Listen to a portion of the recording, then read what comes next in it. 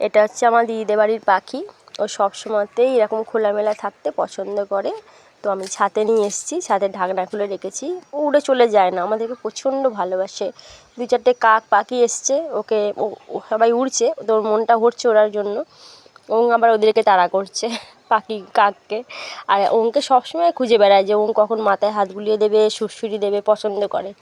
আর ওই দুজন দেখেছো কি সুন্দর, মানে ওকে ডাকে সবসময় যে মাথায় একটু হাত বুলিয়ে দেবে। ওকে খুব ভালোবাসে, ওদের বাড়িরই পাখি। ছোটোবেলা থেকেই ওকে দেখছে, ও বড়ো হচ্ছে ওদের সাথে সাথেই। আর আমরা যা খাবার খাই ও সব খায়। শুনেছি পাখিকে মাছ মাংস ডিম দিতে নেই, কিন্তু ও এমনভাবে বড়ো হয়েছে যে ওকে মাছ মাংস ডিম যদি না দেওয়া হয় তাহলে ও তো খাবেই না, এরকম ধরনের হয়ে গেছে।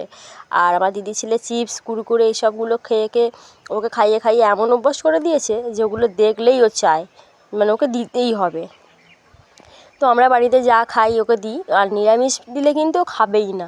বালিটাকে মুখে করে ধরে আর বাইরে ছুঁড়ে ফেলে দেবে, খাবেই না নিরামিষ। আর মাঝে মাঝে ওকে খুঁজে বেড়ায়, এই যে যেমন ওকে খুঁজছে, ও খাটের তলায় লুকিয়ে পড়েছে তো ওকে খুঁজছে যে কোথায় গেল, দেখতে পাচ্ছি না কেন। কিন্তু এদিক ওদিক খুঁজবে, খুঁজে খুঁজে ডাকেও, কথাও বলে পাখিটা, ডাকছে। কিন্তু কেউ তো, সবাই লুকিয়ে পড়েছি, ও একা হয়ে গেছে তাই দেখছে দিক ওদিক করে। তো সন্ধ্যেবেলার দিকে আমরা মুড়ি খাই প্রত্যেক দিন।